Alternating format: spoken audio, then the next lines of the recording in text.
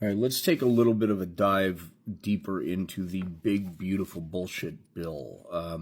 Let's start off with the major things, and this is what to keep in mind with Trump, the administration, and the Republicans, i.e., Heritage Foundation, and all that. They will structure things so it looks like business as usual, but there will be tucked into bills and like this budget bill, like Trump's tax bill, and things like that. There will be things tucked away in there that has nothing to do with the actual subject or whatever. Some call it pork, some call it whatever. The tax bill, for instance, had land sales from public park land, a lot of stuff that's coming up right now. It also had AB ban language in the tax bill back in the day. This particular one has a whole bunch of little Easter eggs too, but let's get to the important parts. The most important parts of this is, of course, the main purpose of this whole thing is a $4.5 trillion tax gift to the billionaire and trillionaires and big companies. That is something that's happening. That is something that they always do. I don't know why people aren't pissed off about it on the red side, but it's a little annoying. As far as Medicaid reforms are concerned, we've got cuts to Medicaid, Medi-Cal, and they have been saying that, you remember that whole thing with Joe Biden, the State of the Union? They said that I've got something on my desk for you guys wanting to cut Medicaid. You're lying, and all that bullshit. Well, Republicans, guess what? They're doing it. They've already started trying to do it. This bill needs to go past Senate. I do not believe it will go past Senate. I do not believe that because I believe every one of us that sees this video and every other video and sees anything going on with this shit that pisses them off, they recognize that they need to call the senators and say, don't you freaking dare. They need to flood those phone lines 24/7. They need to call the Congress. We'll be putting out videos on this. But on this bill, we have a $450 billion in tax cuts. We have Medicaid, Medicare reforms. They are cutting over $1 billion combined out of Medicaid and Medicare. And what people don't realize is when that happens, a huge portion of the funding of hospitals, elderly care facilities, the nursing homes and stuff like that, hospitals, things, end of life care, all of that stuff, not to mention Medicare, Medi-Cal, going to basic stuff, all of that's part of the funding in that. So you're talking about they're estimating the CBO, the Congressional Budget Office, estimated 3 to 5 hospitals per precinct closing, 25% of those precincts estimated on Medicare, Medicaid, which means they're going to be going to other hospitals, which means they're going to be running out of rooms, which means the people who don't care about Medicare, Medicaid, their hospitals are going to be full too, so it will, as Stella pointed out, hit them on the ass. But we also are looking at spending cuts, $290 billion, a reduction in SNAP benefits, $290 billion.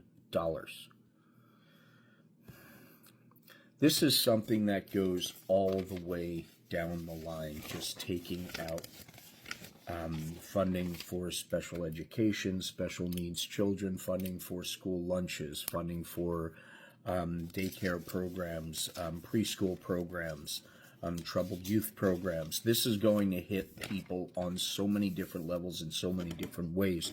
This also goes directly after the veterans. Again, there is so much stuff that's added into this bill that just sets up not only their directive, their mission for what they want the most, which is take care of the rich people, protect the businesses. They're protecting the businesses by doing things like taking away regulatory stuff. And in these bills, they release some regulations that help other businesses, like, say, for instance, AI. There's language in this right here that bans all regulations on AI for 10 years. So for 10 years, when AI is going to be doing the most activity, there will be no regulations on AI. There's a news story that just came out, I believe it was today, about a beta test, a simulation of this AI model, and it was of this work program, and it was all those things about, this AI is navigating the workspace, and they had opportunities to read emails of the employees and things like that. That was part of things to see if they could process it like a human being and all that other stuff. And in the process of this test, apparently a couple of the coworkers, one of the important people, were having an affair, allegedly, I guess. And it was something in the emails. So this AI, when it was tasked with solving a certain problem, they actually went after the host and tried to blackmail the person to keep the AI there and fire the person. That was AI doing a very vindictive, Trumpian, human type of thing. Vindictive, vicious, trying to go after and destroy. That was AI on a test, and that was a small AI company. That's not Tesla with his freaking robots that can kick a football through it at 800, whatever the hell.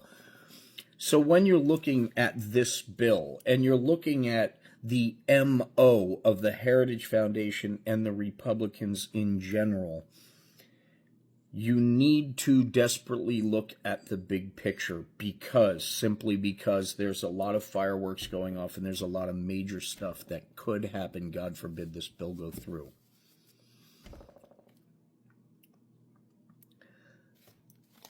There's a section 70302 that restricts federal courts from national injunctions or holding the country, the government, holding them to task if they do something unconstitutional, like Abrego Garcia, like that whole shipping out thing, like those illegal deportations. Like firing all the employees, all the federal employees. Remember all of the things that these judges stood up and said, you can't do that, reinstate them. And Musk had to hire them all back, and Trump had to. Remember all those 170 court cases, and they just lost another one with Harvard with the whole international student thing? What this section 70302 actually does, and this is in the budget bill. This is the budget reconciliation bill right here. This is the budget. This section is in the budget.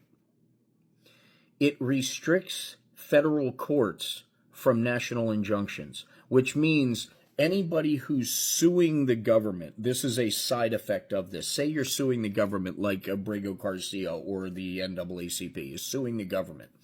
In order to win that lawsuit, they have to pay a bond in order to sue the government.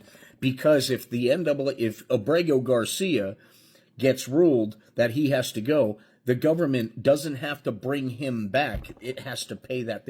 And it protects each and every single person has to file their own case, and each and every single and it basically vetoes all of the power of the courts. It takes away the power of the courts to actually subpoena people, to enforce any type of action against them, because the government forces everyone to go to the Supreme Court.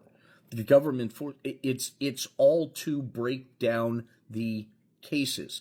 And then at the end of it all, if you cause trouble with your case, like if it's a chain reaction and causes more case, your money, your bond, basically goes for those legal fees. That's, which essentially nullifies any court from blocking anything the Trump administration does.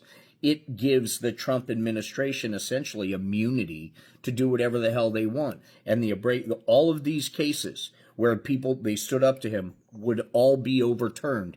And the worst part is it goes retroactively.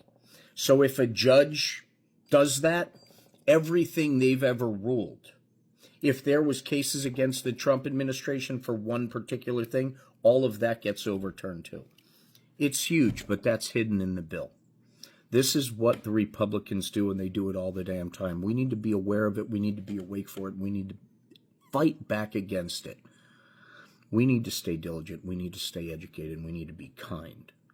We're all in this together, but we're all paying attention. And a lot of the red hats have been put in fireplaces.